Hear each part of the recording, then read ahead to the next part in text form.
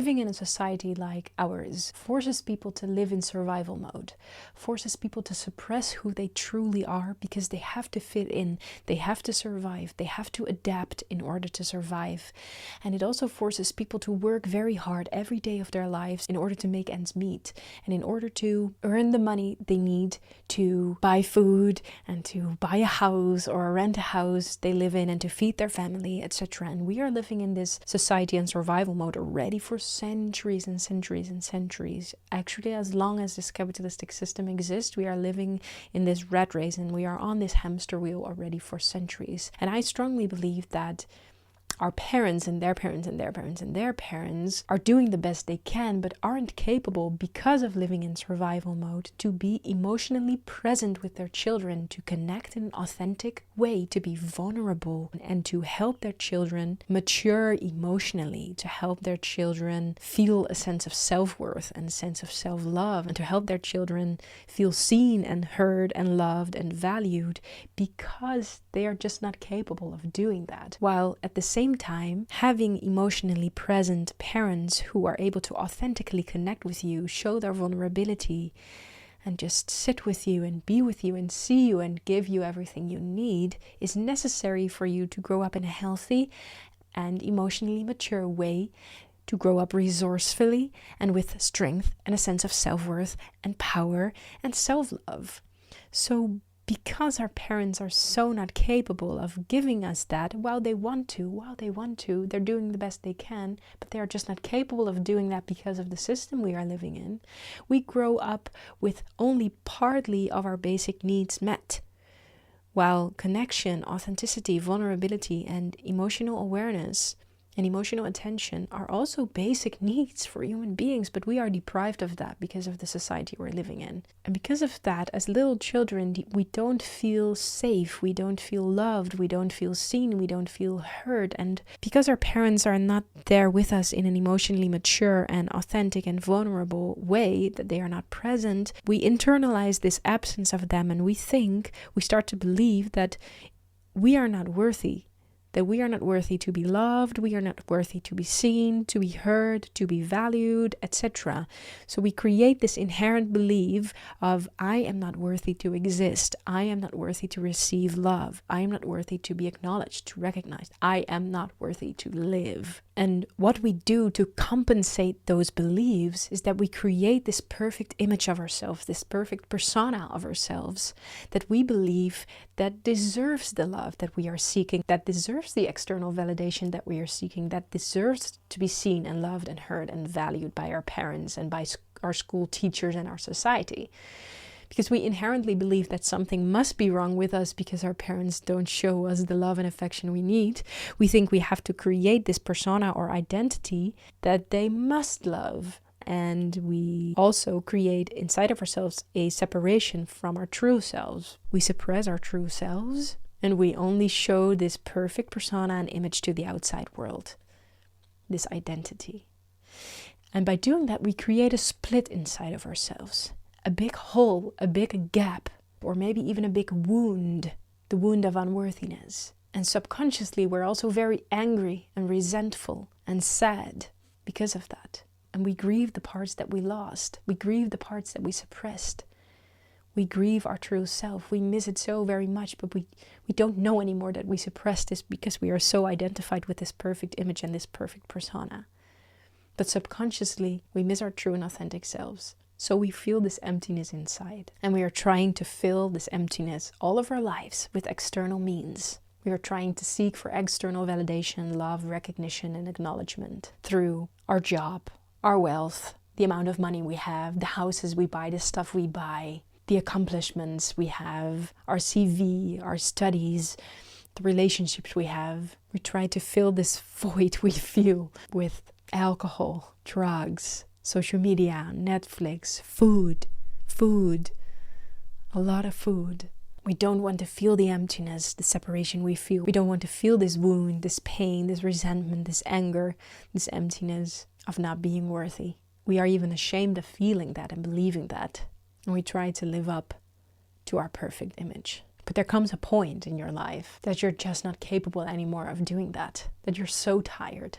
That you're so tired of not being yourself. That you're so tired of trying to please everyone. That you're so tired of fighting everyone, for example, if that is your mechanism. That you're so tired of numbing yourself, of stuffing yourself. That you're so tired of your addictions to food, to drugs, to alcohol, to Netflix, to social media, to status, to power, to your accomplishments. You're so tired of that and you can't go on anymore. You reach a state of depression or burnout or any other mental suffering, a deep feeling of loneliness, etc. It's the moment that your soul, your true and authentic self is yelling for you to come home, is yearning for you to acknowledge it and to start seek it again and to start recover it again. It doesn't want to be suppressed anymore. It wants to be expressed. And it's that moment that you finally start the journey of retrieving yourself and your true and authentic self and traveling home. And I think this is one of the biggest traumas of living in a society that we are living in. The self-rejection, the self-loathing, the self-hatred, the self-abandonment, not loving yourself and trying to find that love outside of yourself all of your life. Well, your parents had to be there to give you this sense of self-worth and self-love, but they didn't have it themselves, so they couldn't pass it on to you. They only could pass on their own trauma and pain and hurt and feelings of unworthiness. And now your parents aren't capable of giving you that anymore. The only person who can give that to you is you.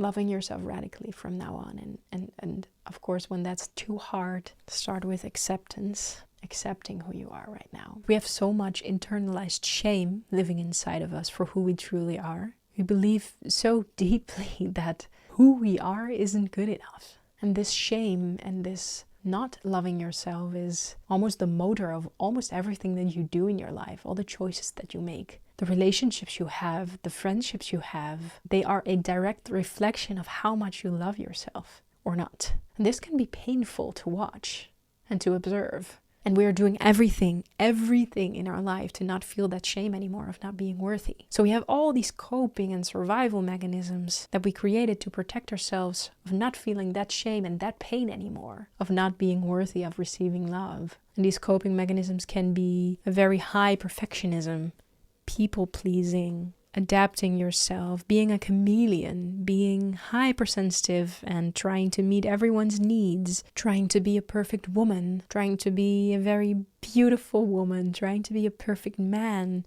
This list is endless. We do everything to not feel this shame of unworthiness anymore. Manipulation, lying, cheating, stealing.